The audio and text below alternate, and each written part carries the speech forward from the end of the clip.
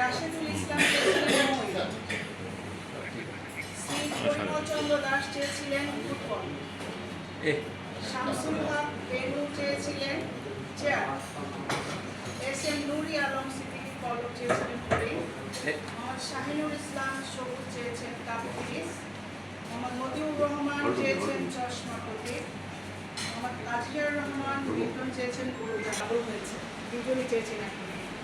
তাদেরকে একটু আগে পরে সুযোগ দিচ্ছি।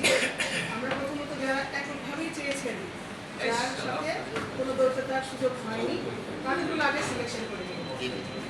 এরপরে আমরা যাদের প্রতি প্রিয় সভাপতি এবং সহসভাপতিরা নিয়ে নিয়েছেন তিনটা, তাদেরকে আমরা